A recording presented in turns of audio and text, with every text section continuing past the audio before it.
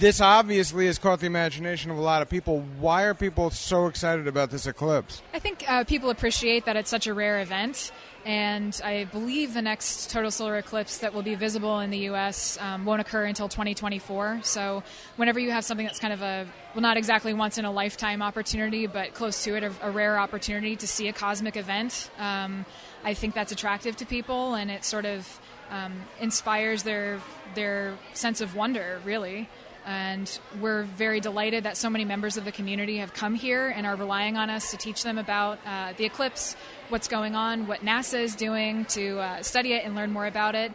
And we're also trying to introduce a little more space science, technology and exploration education into the day. Kids seem excited and receptive, but talk to us about the numbers. That line is wrapping around the building. Do you have an estimate on how many people you're going to be accommodating today? And when did you decide that this was something that maybe was a good opportunity to do something about? How far in advance did you plan? Well, we've been talking about the eclipse for a couple of years, actually. We knew that this was going to be an important day scientifically, and we're delighted to learn that it's been such an important day for our community at large. We were not anticipating this many people coming, and I really think that what's happened is it's been hyped the last week through social media and on the news. You really can't escape it right now. And so that has fortunately inspired a lot of people to come out here. As far as how many people are here, I haven't been to the front desk yet, so I'm not sure what our numbers are.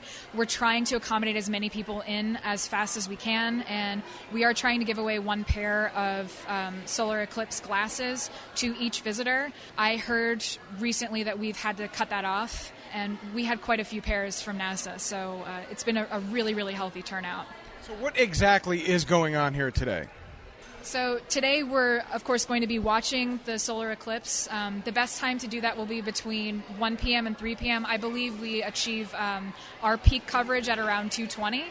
And we have a solar scope outside as well so that people can get a little bit of a closer look.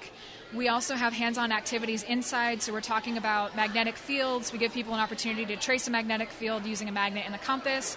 We also have involvement with a team of University of Bridgeport students who are funded through Connecticut Space Grant Consortium, and they are actually in Kentucky on the eclipse line, and they have a high-altitude balloon that's actually going to be launched and will track the total solar eclipse.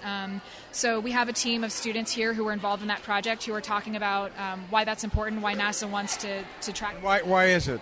It's because not as much as should be known is known about what's happening atmospherically during an eclipse. So that brief window allows us... It allows us to launch a payload that has a bunch of different sensors on board, so we can collect that data and share it with NASA along with many other teams across the total solar eclipse line, so that NASA can aggregate that data and better understand the phenomenon of the solar eclipse and what's happening atmospherically. It's not just about the temperature drop. We're measuring pressure.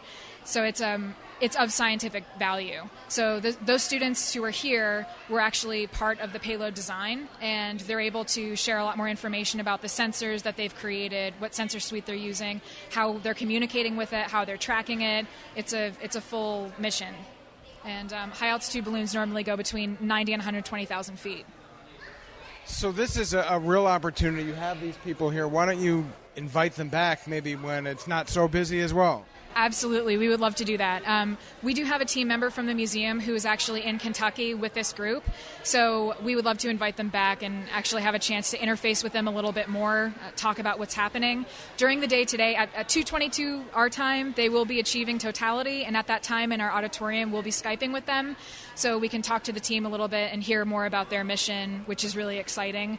Certainly we'll make whatever footage that they have and make available to us available to the general public. Alex, anything you want to add? Just thank you very much for speaking with me, and we hope we can welcome more members of the community very soon.